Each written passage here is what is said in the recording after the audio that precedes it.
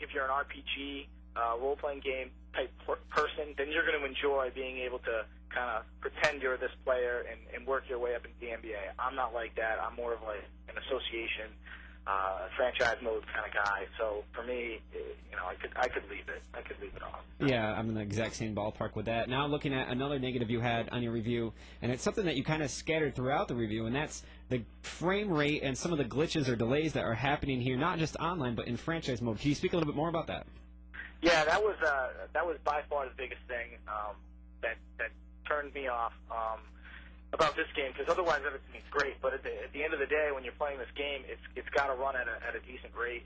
You have to be able to. It has to be fluid. They can make these guys look as great as they want to make them. They can look just like the real life superstar. But when it runs at a slow rate, it's not going to be fun. Ultimately, it's not going to be fun. You're going to be annoyed at the fact that you're not even online, and all of a sudden when 4 players are jumping to get a rebound in the paint, it starts to lag. Or when you're trying to shoot a free throw, especially in this game where the mechanics, it requires you to move the thumbstick as your player's arms move. Well, if your player's arms start glitching and jumping, that makes it pretty difficult for you to time your right thumbstick, and so you miss the shot. And all those things just detract from the realism of the game. It reminds you that you're playing a video game and this isn't television. Yeah, it certainly could be an issue. Scott Pillick, Game Pro Sports Editor. Lastly, I love online. I love getting on there. I love getting housed by little kids. It happens to me all the time. What are your thoughts on the online? Now, I'm assuming you played the 360. I have the PS3. Is there a huge difference between the two? I don't know. I don't know yet.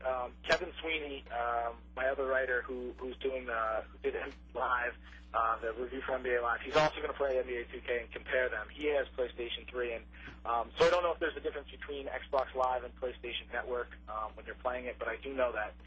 I definitely had a blast playing online in crew play because it lets you play 5-on-5, which is the first time you've ever been able to do that in a basketball game, I believe.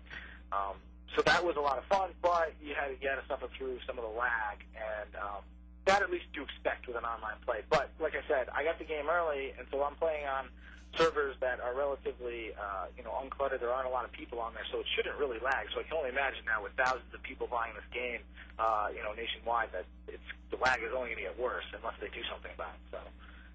Yeah, that could definitely be an issue, and I'd love to get online and play it when I get the chance. It's kind of rare now, but I'm very excited about the game. Scott, thank you for joining us. We're running a little late today, but I really appreciate you taking the time here today to come on the old Sports Fix on our preview show.